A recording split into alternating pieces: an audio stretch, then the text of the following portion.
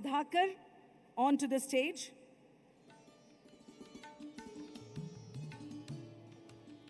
We also have our other panelists who will join us in a little while.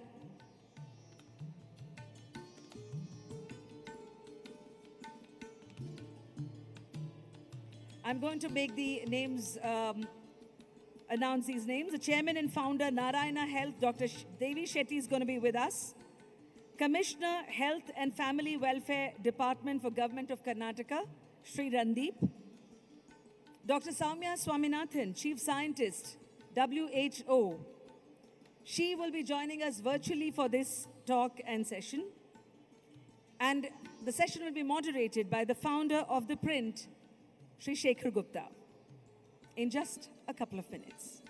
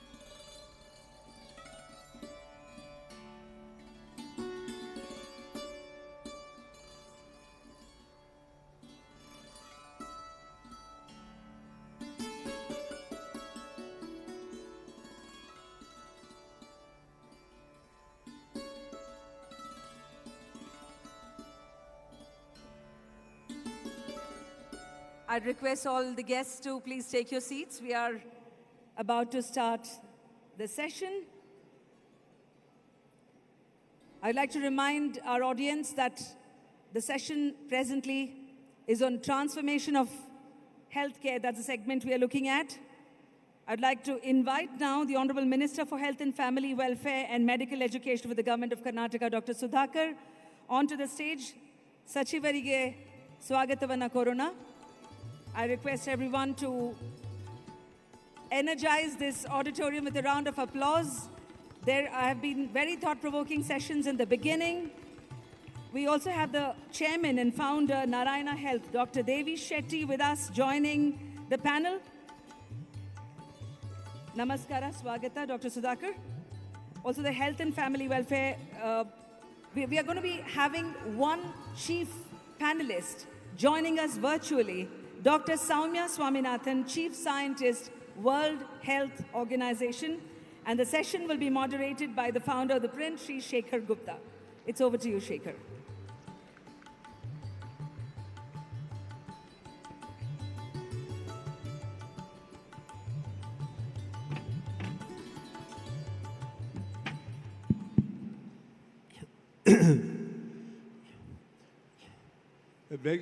Welcome to this session.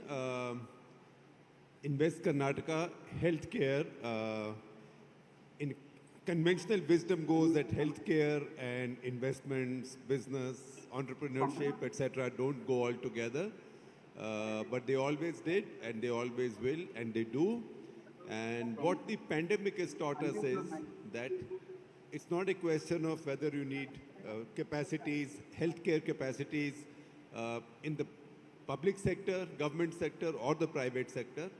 It tells you that when a real crisis comes, then you need facilities everywhere on mass scale in any case. But even in normal times, all universes have to intersect. They have to complement each other.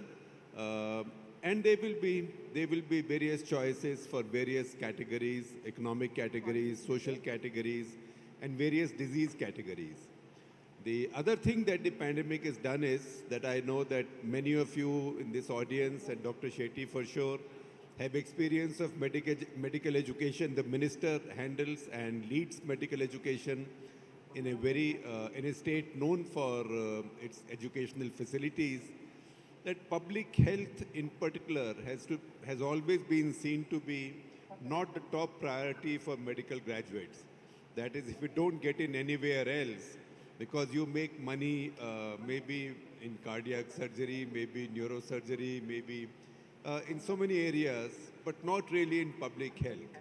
But again, this pandemic reminded us that this is public health, mental health, two most important areas of medicine. So there was a world that we lived in before the pandemic.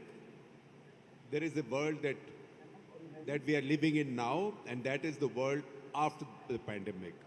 So to discuss how we go ahead and how we implement these lessons learned during the pandemic, we have these three marvelous panelists who I will not now waste time introducing. You know them all very well, also because we are running a little bit behind schedule. So without much ado, if I may ask Dr. Swaminathan to make maybe a few opening remarks, and once that is done, then we'll have the others, and then we'll follow this pattern: opening remarks by her, by the minister, by Dr. Devi Shetty, just go left to right, and then we'll open it up for discussion amongst themselves. And then, do we have time to take questions from the audience?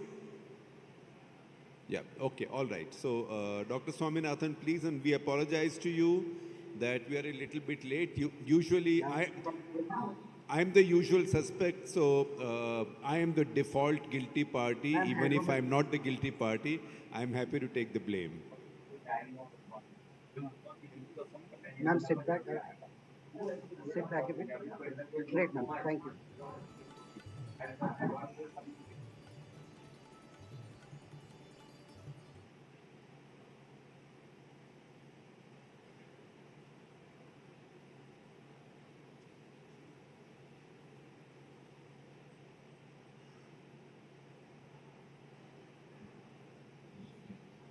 changes this. Shekhar, are you able to hear me? Yes, I am able to hear you. Hi. Just to see you, we have to turn around, but I can hear you. Yes. Okay, I had just a couple of minutes loss of connection, so I missed what you said at the beginning. I was connected in. I will tell you what I said. Besides the usual introduction that where you didn't miss very much, I said that we are starting this session late. Now, I'll not go into who's to blame because I'm the usual suspect. So even if I'm not to blame today, by default, I will take the blame. So I apologize and let's go ahead from here. Thank you. Thank you very much. So please go ahead. I said that we'll start with opening remarks from you, and then the two other panelists, and then I'll ask you all questions, and then we'll take it to the audience. So why don't you start with some opening remarks? Okay. So thank you very much, Shekhar, and it's indeed a pleasure to be on this panel with the Minister Sudhakar and with Dr. Devi Shetty on a really important topic where I think the overall theme of the conference is about investment. And I think that's the word that I would like for us to think about in terms of health. So anything that we put into health, I think we should think of as an investment and not as an expenditure. So that's really the first message, because we've seen that without health, everything else really doesn't exist and doesn't happen. And the whole world was in chaos thanks to a tiny virus which caused this pandemic. And it also exposed a number of problems, as well as, I think, brought a lot of opportunities for us to harness. So a couple of lessons that I took away from the pandemic is that the first thing is that science and technology today has advanced so much and is continuing to advance at such a rapid pace that it will provide for us a lot of solutions, whether it's going to be in the form of new vaccines, whether it's going to be digital tools, or whether it's going to be new vector control methods whereby we can control mosquitoes. These are all possibilities, and with the advances in genomics and proteomics and gene editing, I think that it is going to be really hard for us to keep up, really. And we have lots of opportunities. But again, that means investing in research, investing in science, investing in building a workforce that's scientifically literate and technologically competent. And Karnataka, I think, is in a very good position, and so are many other states in India. I think the second lesson that I took from the pandemic is that it exposed the inequities and the vulnerabilities in our system. There was no healthcare system in the world, or very few, I would say, that were able to cope up with this kind of a health shock. And that speaks to resilience. And that means that we must always think about having extra spare capacity, particularly in terms of the workforce and particularly in terms of essential commodities like oxygen. And I think this was a lesson learned by many countries.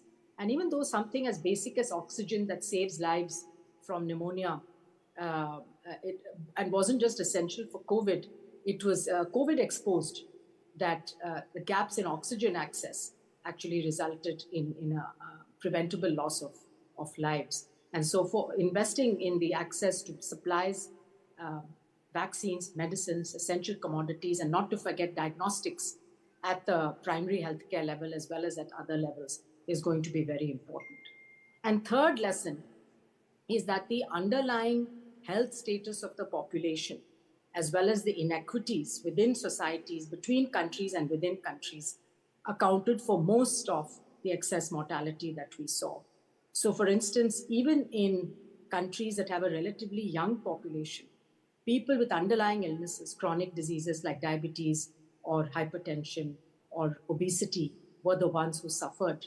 And normally one would think, one is an infectious disease, the other is a non-communicable or a chronic disease, but you can see the links between the two, and therefore focusing on prevention and health promotion as part of our primary healthcare services will not only deliver dividends in terms of improved health, but also reduce the costs that will be incurred in tertiary care. And finally, I just want to give a statistic that we need to think about. While our life expectancy has increased tremendously from the time of independence, I think today our life expectancy is an average of 71 years, the global average of 73 years. We've done very well. But in terms of healthy life expectancy, India's average is about 60 years, which means the last 10 to 12 years of our lives are spent with ill health. And this is again pointing to the fact that we need not only to invest in curative aspects, but in prevention and health promotion. I'll stop there for now, Shekhar. Well, thank you very much. I'll go to the minister now. We all talk about lessons learned during the pandemic, what the pandemic taught us and how we learned on the move. But what lessons remain? Usually in the governments, everywhere, but particularly in governments, the belief is that once the crisis is over, it's business as usual. So what lessons endure, which we now carry forward, which you carry forward, and which you are now putting into effect? Thank you, Shekhar ji. First of all, when I assumed the ministership, that was the first time I became a minister. Within a month, we had to face what is called as world's largest pandemic. The COVID has taught us many lessons actually. We are the generation where we witnessed the pre-COVID times, COVID times, and post-COVID times. But during COVID, what we had to learn and what we really try to do our best is, whatever the action, whatever the reaction that was supposed to taken by the government, that was the speed and the size. In the speed in which we had to act, because of our population, we had to increase our infrastructure multifold, augment our infrastructure, and also getting the health staff is not very easy. To augment the health staff is not easy. You can get the equipments, you can build the facilities. We did it, but apart from that, we increased close to about 15,000 healthcare professionals in Karnataka, in addition to the people who are already in the systems of healthcare and medical education. Secondly, COVID also taught us how important use of technology is, especially the artificial intelligence, telemedicine, tele-ICU. These were the first that we started here, because we want to ensure that the healthcare or the health treatment, the tertiary treatment while taking the COVID should, even a Bidar, a person who is getting treated in Bidar should get the same kind of treatment that the patient was getting in Manipal Hospital or our Narayana, state-of-the-art hospitals in Bangalore. That is why we set up a centrally monitored tele-ICU with 3 shifts, roping in all the best intensivists from the private sector and the government sector. We used to monitor this to minimize the deaths. Post-COVID, as you know, we have started increasing our medical colleges. 5 districts is getting new medical colleges now. By 2023, we are inaugurating all these 5 medical colleges. And apart from that, we are augmenting in terms of facilities. We are building a lot of trauma centers. Intensive care has been initiated. More than anything, the lessons that we should have learned from COVID and we should learn probably is, the future of healthcare should be like this. It should be personalized, it should be preventive, it should be predictive and preventive. We are not speaking about the P, which is the pill. That is the new way of dealing with the healthcare, especially when you're dealing with the public healthcare system. Are you looking at expanding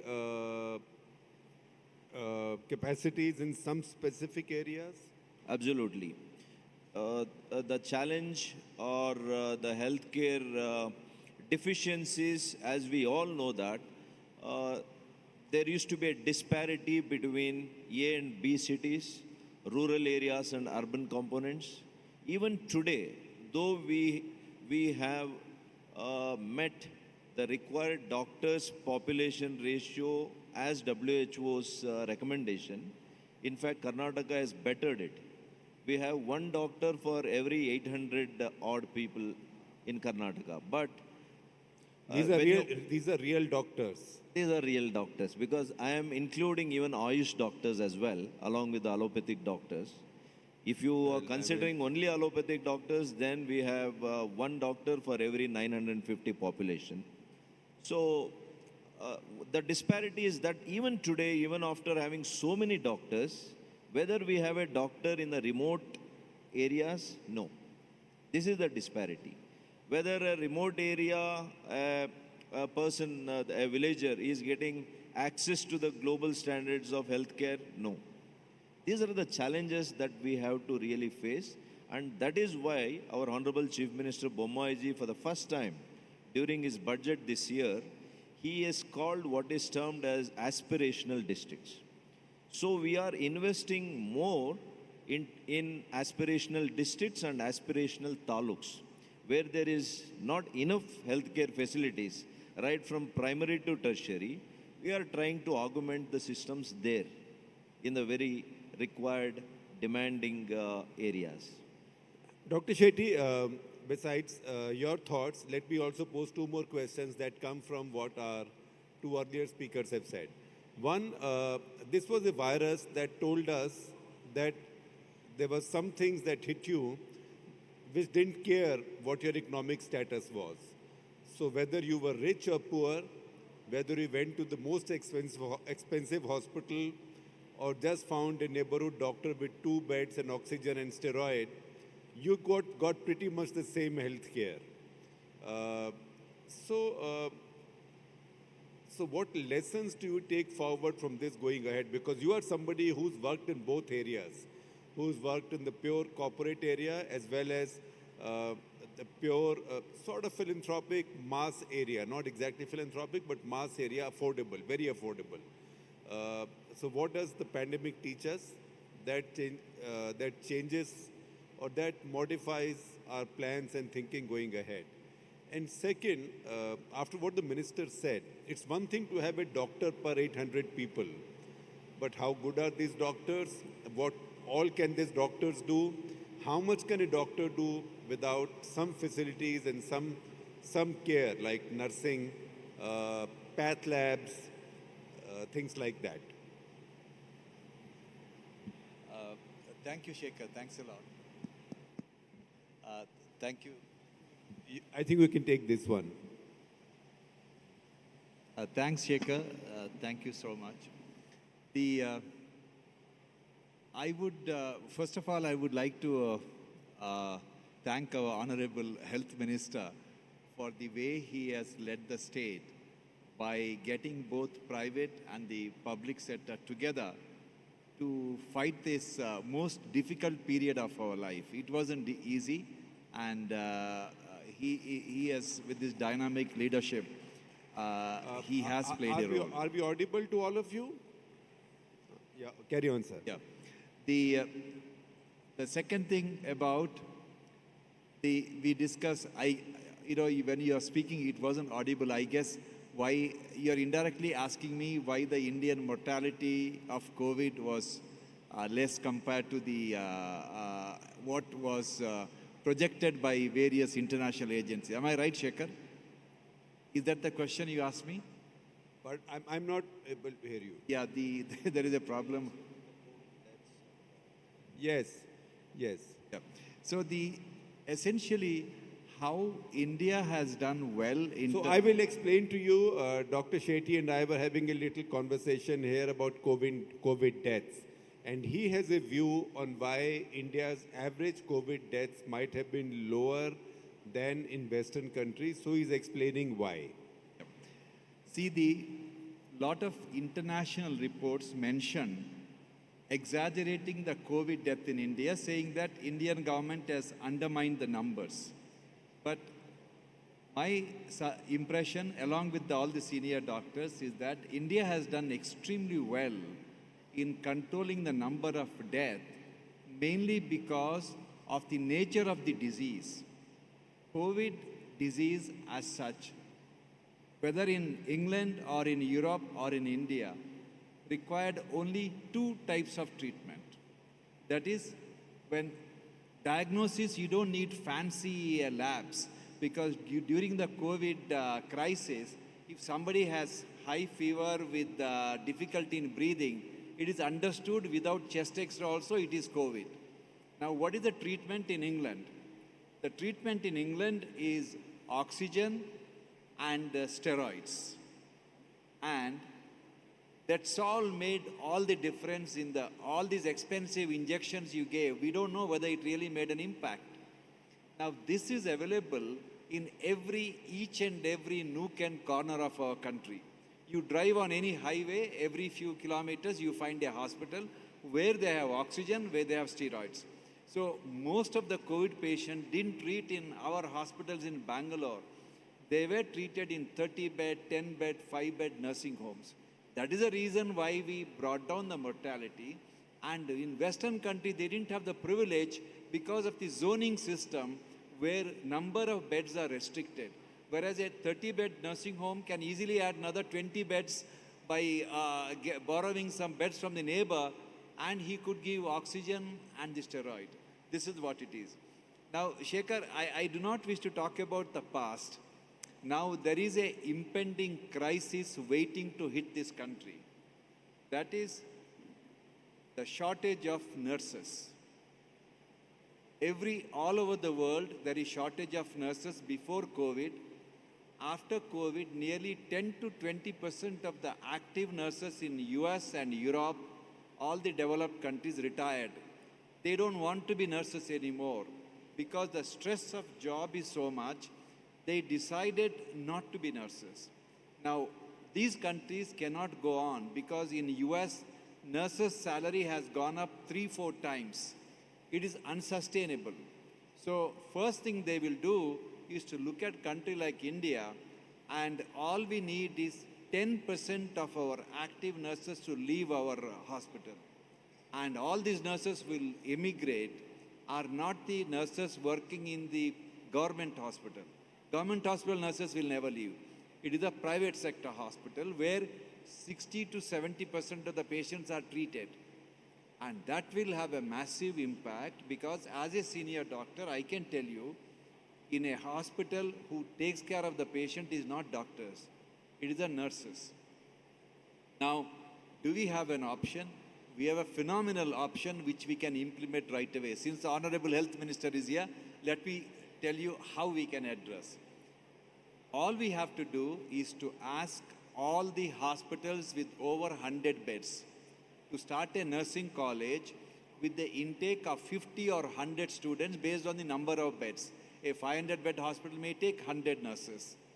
And the entire training program of nurses should change from the classroom training to the bedside training. Today, nursing training is exactly like you want to train somebody to swim, you have to put him in the swimming pool. You cannot train people to swim in a library or in a classroom. And that has to change. The second thing, I'll give you one simple comparison, Shekhar. At the age of 18, some boys and girls want to become nurses, they join nursing college. At the age of 18, some boys and girls want to become pilots. They join pilot training institution. At the end of 10 months, a pilot training program recruited boy or a girl will get the license to fly a plane with passengers in it. But a nurse who spent 4 years in the nursing college, when she graduates, she is just a beginner learning how to be a nurse. There is something dramatically wrong with the way we train nurses. Nurses from first year onwards should be taught how to interpret a ECG, how to look at the cardiac monitor and find out why the patient is in low cardiac output. They should be able to interpret all the blood gas report, because a pilot sitting in the cockpit looks at only the indicator coming in front of him. Nurses standing in front of ICU patient, all the data points come. They should know why that is happening and inform the doctor. And that can be done within 1 to 2 months of hands-on training. So we need to tell ourselves that the nursing training program is to train nurses to manage a patient on a ventilator in ICU. And if you train the nurses with that intention, they can be very good community nurses, or they can work in any other hospital. We have to change our attitude. Well, that's a very good point, and I think that carries the argument forward. So, Dr. Swaminathan, or Soumya, if I may, do you agree that nursing is a coming crisis, the shortage of nurses? And what is a crisis is also an opportunity, because India is also a country that needs to generate jobs. And India should have depth in its educational system, particularly medical education system, to focus on nursing, which hasn't been done adequately. And we have the minister himself sitting there. So then I will turn over to him. So please go ahead. Yes, I do agree with what Dr. Shetty was saying in terms of in the Western countries, certainly there has been this, what they call the great resignation, where both nurses and doctors are leaving the profession because they've been completely burnt out in the last couple of years. And they will be looking at, despite all the international treaties and talks there are about not, taking resources away from developing world, these countries will attract healthcare providers, from countries like India, or well-trained nurses from other parts of the developing world to themselves. So there is a chance that would happen. But I think it also opens up the broader question of, do we have enough of the other types of healthcare providers other than doctors? I think in the last couple of years, there's been a huge amount of investment in opening new medical colleges and training more doctors. Now, there is no guarantee that these doctors are going to go and serve in those districts. As the minister was saying, that they will always continue to be districts where doctors do not want to go, and nothing will be able to persuade them to go, and we must think about incentives for them. But there are many things that can be done at the primary care level where you don't necessarily need doctors. And the kind of training that Dr. Shetty is describing perhaps is an individual you might call a nurse practitioner. I mean, these kind of ideas have been around in the past about training people who can deliver primary health services, particularly when you have a standardized algorithm to help them. If they come across a pregnant woman, what are the steps they have to do? And using telehealth now, it is very possible for this type of a person, whether they are called a nurse or a nurse practitioner, in the old days they were called an RMP, somebody who has 4 years of basic training, practical hands-on training, and then is mentored, not just left to their own devices, but continues to be mentored by doctors and specialists who may be sitting in the district hospital or in a specialty hospital, but through telehealth will be able to guide them. And this, I think, is something that we need to really invest in, because the other categories of people are lab technicians, physiotherapists, because we're talking about universal health coverage, which goes all the way from health promotion and disease prevention to diagnosis and treatment, but then also to rehabilitation and palliation. And as our population is getting older, life expectancy is increasing, which is a good thing. We have to understand that chronic disease burden is going to increase. And therefore, we also need to think about how we are going to look after people with morbidities. They are going to need spectacles, they're going to need cataract, they're going to need hearing aids, they're going to need mobility devices. And all of this is an opportunity also for our industry to create these kind of affordable devices that people need. And we've just come out with a report. The WHO came out with a global report on assistive technologies, showing that there is a massive, massive gap. I think something like 2 billion people in the world need some assistive device. I think most of us have spectacles.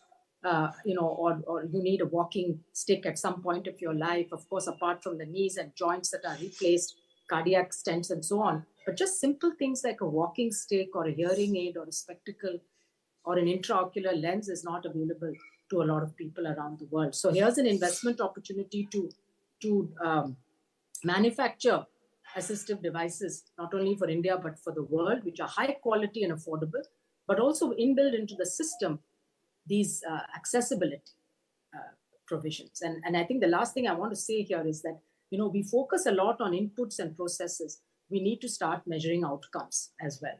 And there, I think our data systems need to be strengthened. We talked about mortality. There's a huge debate about it. There is no doubt that there was a lot of excess mortality, whether or not it was due to COVID. We might have not had the COVID deaths that high-income countries had because of the age structure of our population. But there is no doubt that we had excess mortality because people did not have access to health services. We saw pregnant women dying, we saw people with cancer dying, people with heart attacks because hospitals were overwhelmed with COVID. And that is what I mean when I talk about the resilience of the health system and being able to take care of problems without overburdening our tertiary care hospitals. Thank you. So, Minister Sudhakar, there are many points raised there, including now the fact that I think the point that Dr. Swaminathan made earlier, that while we might be living on an average till 72, but say the last 10, 12 years are very tough for most Indians. Because most Indians, if you go to the poorer populations, they don't even have basic things like spectacles, right? My number is 3.53. If I didn't have spectacles, my quality of life would be much poorer. And at some point of time, I think most people in their 60s, late 60s, 70s will need cataract surgery. But a vast majority of Indians will not have access to that. And hearing aids, and dental implants, and things like that. So she just made a follow-up point, and she said that these are also areas for entrepreneurship, because you can also manufacture on a mass scale, given the demand in the market in India, all of this at much cheaper prices, as we can do stents and valves and things like that. So, Dr. Swati Swaminathan is absolutely right, sir. It is not how long we live, how well we live is the concept that we should understand. And especially in the last 10, 15 years of anybody's life, the quality of life should be improved. That is why our state government, with the help of the national programs, we are designing a program to ensure that anybody who is above 50 years, we are ensuring that every individual in Karnataka is subjected to the eye screening, and if there is any cataract issue, we will ensure that cataractomy is done and provide them IOL if required. Similarly, we have a very unique program for even hearing impaired and even for the children who are born with impairment, hearing impairment. So this is another unique program, and we have allocated a lot of funds for that, and we have started this program, and also the dental implants as well. That is why when I was in my initial remarks, I said participatory kind of healthcare is very important. Like in Singapore, I was observing, they have started something using this deep algorithms, where a pre-diabetic patient, they are going to constantly have a counseling with them. They'll try to find out whether there is an issue with his nourishment, nutrition, what is the kind of lifestyle that he is going ahead with. And they monitor so well, it takes time for him, it lengthens the time for him to develop from pre-diabetic to diabetic. This is what we should always observe. There's so many diseases today, we know that it is because of our lifestyle changes, because of our nutrition, because of the kind of stress management that one goes through. So when there is a participatory kind of a health program, using our lot of education tools, using machine tools and algorithms, definitely one can delay the process of a disease, whatever the disease is. So that is why this government, especially government of Karnataka under the leadership of Mr. Bommai, we are laying our lot of emphasis on predictive and preventive kind of a medicine. And that is the future. The second part, what Dr. Swaminathan said and what I also agree is that there is a huge opportunity for the people to invest in healthcare industry, especially the digital industry, healthcare digital mission, where there are national programs, there is a state program. You can see during COVID times how CoWIN portal has helped, how this Arogya Setu has helped us. We ourselves in Karnataka, we had more than 15 apps, right from quarantine app to, monitor the movement of the people. So technology is definitely one thing that is always holding hands of the healthcare. And I feel that innovation, one should embrace, especially the healthcare, much more we need to embrace the technology. We should allow a lot of investments in this area.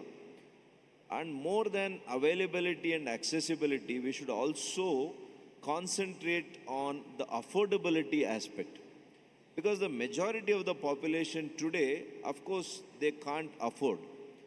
I was reading in one of the Times of India's editions saying that due respect to the private sector and their role of healthcare in India, only the affordability, because when you compare between the public health system and the corporate health system, it costs 6 times more than what it costs to treat a patient in a public healthcare system. This is where the government and the private sector should sit and have a dialogue and see how we can make the global healthcare much more affordable in India. Like already we have started for the pharmacy, generic pharmacy. We know that this country is acting like a pharmacy to the world, because lot more than 1,550 companies have involved themselves in producing and manufacturing this generic medicine at a very affordable price. In fact, we I think have 40% of market share worldwide. And since the patents for these medicines, whatever the patented medicines, they are also getting, I think we should identify those patented drugs where their terms are getting over. So such drugs also can be considered for generic medicine. So not just the medicine should be affordable, healthcare also should be affordable. I feel the Ayushman Bharat health assurance scheme, what has been introduced in this country, it is a revolutionary step towards that. Because I can say with authority in government of Karnataka, we have catered to more than 38 lakh patients in the last 4 years, and we have spent more than 5,000 crores. That means so much. We have minimized the out-of-pocket expenditures of those communities, those families. Otherwise, the research says out of that 38 lakh people, at least 30% of people would have lost their living, they would have lost their properties, they would have lost their lands. Well, I think most of the poor families in India, or on the margins, will go below the poverty line once the family is hit by a serious disease challenge. So having said that, Dr. Shetty, you worked on both sides, and you understand how private healthcare works and the limitations of private healthcare. At the same time, I won't say limitations of public healthcare, but I'd say the the underutilization or under leveraging of public health care? How do you get the best balance? First of all, I show you the pattern. When I was a young kid, for any complex problem, people always went to government hospital. In fact, when I was in 7th standard, I needed tonsillectomy, and I had it done in a government hospital in Hubli. And my brother was a doctor working there, and he said that is the best hospital where you can get treated. So this was the case, but over a period of time, many things have happened. But I have just one suggestion to Honorable Minister. In case to improve the efficiency of the public hospital, he has to monitor number of surgeries done in every government hospital. Just ask one question: how many surgeries were done yesterday? How many were under general anesthesia, local anesthesia, and spinal anesthesia? If you get the right number, based on the number, you have total knowledge about how the whole hospital runs. Because to do large number of surgeries, you need to have a very busy OPD. You need to have a diagnostic lab services. You need blood bank, functioning blood bank. We need competent nurses to assist you for the operation. You need competent nurses to manage the patient after surgery. So it is very sad that the policymakers across the world in developing countries never took surgery as a important aspect of public health. In reality, every government concentrates on malaria, TB, and HIV. Malaria, TB, and HIV every year across the world treats 3 million people. Lack of access to safe surgery every year kills 17 million people. When I talk about surgery, I'm not talking about a heart operation, brain operation. I'm talking about 3 bellwether surgeries. One is a cesarean section for obstructed delivery. Second one is appendicectomy for a burst appendix. Third one is surgery for compound fracture. If these 3 procedures are done in good numbers in all our public hospitals, you have dramatically changed the public health sector completely. So we need to really concentrate on monitoring. When the head of the government hospital comes and meets Honorable Minister, he has to ask him, he will ask him how the hospitals are. He'll say, very good. What is the meaning of good? Where is the data? And you need to ask just one data. How many surgeries do you do every day? Everything will change. Well, that's a very interesting point. It deserves an applause, which it got. Now I know that we've gone ahead of time and everybody is hungry, but we started a bit late, so we can take maybe 1 or 2 questions from the audience. If you can, the lady in the back there, please do stand up, and a mic will come to you. Will a mic come to her?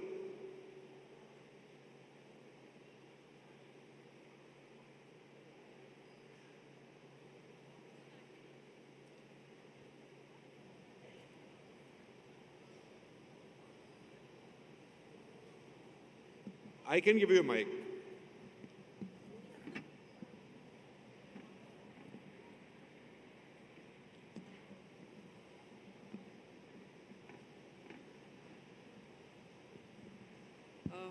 Good afternoon, everybody. I think the panel focused quite a bit on the physical health aspects. As Dr. Sudhakar was talking about, 38 lakh people have been reached out to. I think the panel must also throw a little light on the mental health aspects as well. So maybe we can address If that. you would also introduce yourself, because this is being recorded. Okay, my name is Madhuri Subbarao, and I'm also a mental health practitioner. Thank you. So who will take it? It's a very good question and a topic which is close to my heart as well. During COVID times, Karnataka government took the initiative of counseling almost 25 lakh people who were infected with COVID patient. So we started that because initially the person who was detected, diagnosed with COVID, he hung himself. So that was a initial thing for me to understand.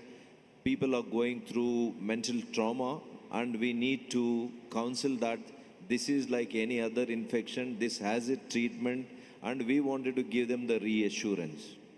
So with that, we started that program. And after that, today we have a mental health initiative. Since we have a state-of-art institution, NIMANS, in Bangalore, we have made this hub and spoke model. Like the districts, like Kolar, Chikbalapur and Tumkur as a pilot project we have taken. And we are training not just the surgeons or the specialists who are in the tertiary and secondary health facilities. We are training even MBBS doctors who are at the PHCs to know whether somebody is going through a trauma, who is going through a stress, how he should cope up with the stress. And this is how we have started, and we have roped in Robin Uthappa, the cricketer, as the brand ambassador for mental health because he had suffered himself personally for these mental health issues, especially the depression. So he is doing wonderful work, and that is how the state has taken very seriously the mental health initiative. Thank you. Soumya, Namaskara for all of you. My name is D.M. Iqbal. I am a retired... Please wait for a minute because some others may also want to engage with this question. So, Soumya, do you want to engage with the question on mental health? We can't hear Dr. Swaminathan.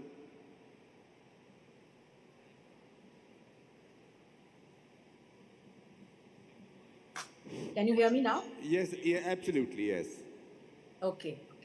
So I just wanted to add to the excellent points that Dr. Sudhakar just made and the very innovative tele-mental health program. I have personally seen the program at NIMHANS where they use the ECHO platform to train people at primary health centers around the country on addressing mental health issues. I just wanted to add one point on suicide prevention. Mental health is actually a very big priority for the WHO as well. And we've seen the rates of mental health problems increase. Anxiety and depression have gone up after the pandemic. And this is likely to affect many aspects of our lives. And we have to understand mental health is a construct which is, it's not a medical issue necessarily. It's also around society. And so it's a multi-sectoral approach really to creating that feeling of mental well-being. But on suicide prevention, I just wanted to mention there is a national suicide prevention policy that's been developed by a number of experts. I understand that the ministry is about to release that. It is one of the indicators in the Sustainable Development Goals. And the last report from India showed that the rates of suicide have gone up marginally. They have not gone down. And unfortunately in India, it's women in the age of 15 to 29 who are at the highest risk of suicide. And you can imagine, the reason that may be. A lot of progress can be made just by limiting access to the means. So, for example, by banning hazardous pesticides so that they cannot be bought and stored in people's homes, by responsible media reporting, by social and emotional learning for adolescents, and of course, the early intervention, as the minister was describing, at the PHC level, through call centers. A lot of suicides can be prevented. And so there are inexpensive and cost-effective means.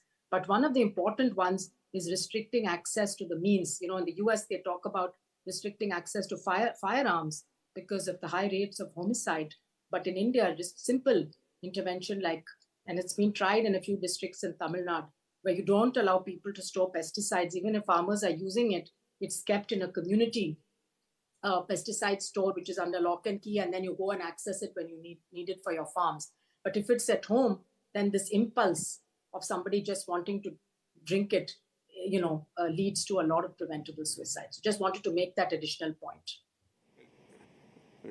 Dr. Shetty, in your practice, you find that mental health is an aspect which is not paid sufficient attention to? Because in your cardiac practice also, you deal with patients who are dealing with much bigger stresses, physical, financial, anxiety, and everything can get mixed up. So do you find that our medical profession, by and large, is adequately sensitized to the needs of mental health or not? The mental health was not a top priority for the health practitioners until maybe a decade ago. Even though the mental health specialty existed ever since medicine started, for a doctor, it wasn't a specialty. And it wasn't a glamorous specialty for doctors to embrace mental health. But now things are changing. And this will have a big impact because as affluence sets in, the societal challenges increases, more and more number of people are undergoing stress, including the doctors themselves. The physician burnout is increasing rapidly, especially post-COVID. So these are major issues. Well, I think we'll take the last we'll have to take the last question because it's 1:15 already. Yes. Sir, my name is Guru Raj. I'm a CEO of an electronics company. I've been in touch with Dr. Devi Shetty for what he wants as smart devices. But my question is this, sir. With the WhatsApp invite we got for this event, it said that we need to carry masks and so I think many of us are carrying masks but not wearing them in a closed environment. My question to Dr. Soumya Swaminathan is, have we reached a point, doctor, in COVID, that we don't need to exercise any precaution? Wait. The audio is not very clear. None of us is able to figure out. So can you hold the microphone closer to your mouth? Yeah, so my question to Dr. Swaminathan is, have we reached a point in COVID where we don't need to exercise any more precautions like masks, sanitizers, etc.? So that's for Dr. Soumya Swaminathan, that have we now reached that stage in the pandemic when we don't need masks and sanitizers? Yes, I think everybody wishes because we are sick and tired of taking those precautions. But I think we're still in a very dynamic situation. And as WHO has been saying, we have not come to the end of the pandemic, even though the end is in sight.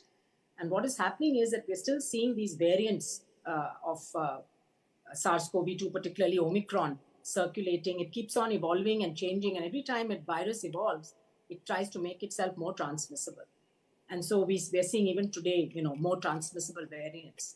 Now, the good thing is, of course, in India as well, particularly in India, I would say, is that because of the very high rates of vaccination coverage, particularly amongst the vulnerable groups, elderly and frontline workers, we have a good level of protection from both vaccination and natural infection. Even though I should add here that the booster uptake is still pretty low. I understand it's still at just around 20%. And so ideally, one should take 3 doses for effective long-term protection. But in answer to the question, I would say one has to evaluate one's risk and take reasonable precautions. This includes the wearing of masks when you are in an indoor setting where you have a few hundred people in the auditorium, where you cannot be physically distanced, where the air circulation may not be the best. In that situation, to protect yourselves and others, it's better to keep that mask. Because let's remember that COVID is not the ordinary cold. It does have damage to other organs. And so as far as possible, avoiding a COVID infection, even if you're vaccinated, we don't know what the long-term damage is going to be to the brain, to the heart, and to the respiratory system and to other organ systems. So let's take sensible precautions. And, the added advantage of wearing a mask is you're going to not only prevent COVID, but also influenza and other respiratory infections. As we are entering the season where many of these infections become more common, let's take precautions. Hand washing and mask wearing and staying at home if you're sick and not coughing and spitting in public. These are things that many countries follow, pre-pandemic and will continue to follow. If you walk into Hong Kong or Japan, people wear masks when they feel that they have a cold because they want to protect others. So I think these are just basic good hygiene principles, and I hope we can continue to adopt them and use them sensibly. Thank you. I'll request each one of the other two distinguished panelists to just answer this in half a minute each. Have we reached that stage yet, and what is your advice? And I think we'd have to wind up, unfortunately. So have we reached the stage where people can now forget about masks and sanitization, so back to normal? I personally started seeing patients without mask, but good number of my patients do wear mask. I feel that as a doctor, I am 100% exposed to COVID many times, and I am resistant, but God only knows, but I prefer not to wear mask. I totally endorse. See the sentiment of not wearing a mask gets an applause, which is a bit worrying, I must say. We have to have much greater humility dealing with these viruses, sir. But I would like to endorse Dr. Swaminathan's view. We should take adequate precaution depending on one's health, and we all know individually how strong we are and what is our physical status. It is better always to have prevention taken. Well, thank you very much, and I'm afraid we've overshot our time greatly, so we'll have to bring this session to an end. Thank you very much. You've been marvelous, Dr. Swaminathan. We apologize again to keep you waiting. We know that you have many things to do. And you know what's happened as a result of all this confusion, the delay in our start, that is you are being deprived of a half-hour closing speech that I had worked so hard at preparing. So it's your loss, what can I do? So go ahead and have your lunch, and thank you very much for being here. And thank you, Soumya. Bye-bye. Thank you. Would request guests to please stay back. Shekhar mentioned overshot on time, but it was all time put to good use. Yes, this side. Happy to see you on stage. And please, may I request Mr. Murugesh Nirani, the Sachivaru, Large and Medium Industries Minister, to please step up on stage to offer tokens of gratitude to all the guests who have joined us. Dr. Soumya, of course, can only accept it virtually, but it was wonderful to hear all those inputs and insights, to see healthcare not as an expenditure, but as investment. And that cautionary note, particularly on COVID not yet being over. I think that should give us some sense of a reality check as well. But to hear from Dr. Devi Shetty, from Dr. Sudhakar and Mr. Shekhar Gupta is good. May I invite, yes, the mementos are being offered. And I would like to remind the audience about another session which you should not miss, which is on Resilient Karnataka Success Stories. A little change in the venue. It's now in Auditorium 2. Please make note, Yeredne Hall alide. Resilient Karnataka Success Stories, 2 p.m. And please do not miss the grand closing ceremony at this hall, the Global Investors Meet 2022, when it will come to a wrap. Meanwhile, enjoy more food at the Uta after Food for Thought. And thank you for being such a wonderful audience. It's time for me, Vasanthi.